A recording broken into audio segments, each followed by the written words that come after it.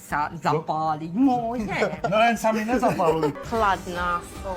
A keď nedám jesť, tak neviem robiť, lebo tak ide potom môj ruka, všetko.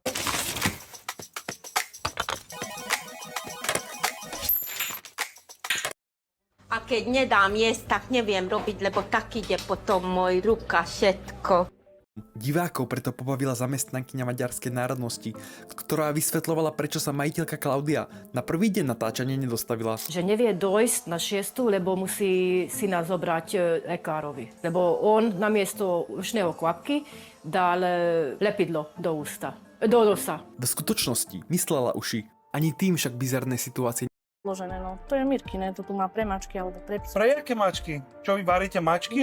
úplným vrcholom boli myšie výkaly na policiach. Tu sú myšace hovna? Toto je kompletne kontaminované. Máš tu pascu od myši a máš tu nasrané a s prepáčením našťané od tých myší.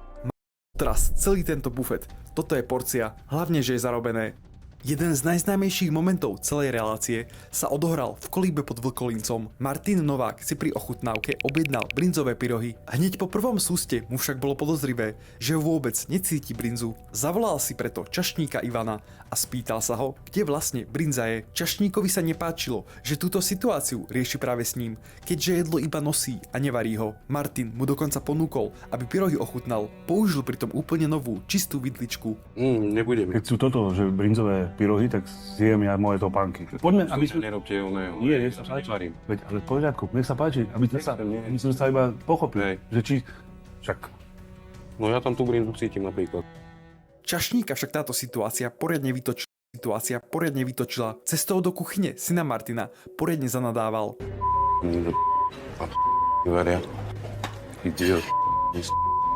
Martin to počul a okamžite sa za ním rozbehol. Chcel si vydiskutovať, prečo si dovolí takto nadávať zákazníkovi. Po odvysielaní sa medzi divákmi rozputala veľká diskusia. Vedci z čašníka robil srandu, ponižoval ho a potom sa čuduje, že dostane takúto reakciu. Chodiť a kritizovať, na to by ťa bolo. Keď sa ti nelúbi, pál do p***e. Martin neskôr vysvetlil, prečo reagoval tak podráždene. Celý ten začiatok toho bolo to, že ja sa toho čašníka pýtam, že nech mi teda niečo odporúča mi tieto pyrohy. Ja sa pýtam, sú domáce? Jasné, všetko super, úplne všetko super.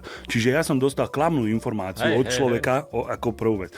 Preto ja som reagoval tak, že keď ty mi niečo predáš a ty mi to vychváliš, ľudia hneď no ja som primitív, ktorý dáva čašníkovi, čo s tým čašník má, no ale veď keď ti predajca auta predá auto a vychváli ti ho a spravíš na ňom 100 km a rozpadne sa ti motor, tak za kým pôjdeš? Za konštruktérom do Nemecka alebo za predajcom? Zo záznamu je však vidieť, že čašník brinzové pyrohy vôbec neodporúčal. Naopak, upozornil, že ide o polotovar a odporúčil úplne iné jedlo. Dobre, Brinzové pyrohy. pyrohy tiež malé dáme. O nie, to je jediný polotovar, ktorý máme. Ale tak vyskúšame, že čo to chce byť. Napriek blukom vyhnúť, majiteľ reagoval poriadne emotívne. Milý anonym, keď chceš niečo takéto písať, tak sa najskôr podpíš menom. A po druhé, humus varí akurát tak tvoja matka.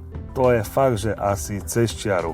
Mnohí diváci si kvôli podobným scénam kladú otázku, či nie sú konflikty v relácii dopredu pripravené. Na túto tému odpovedal režisér Dušan Domanský, keď dostal podobnú otázku od Plus 1 deň.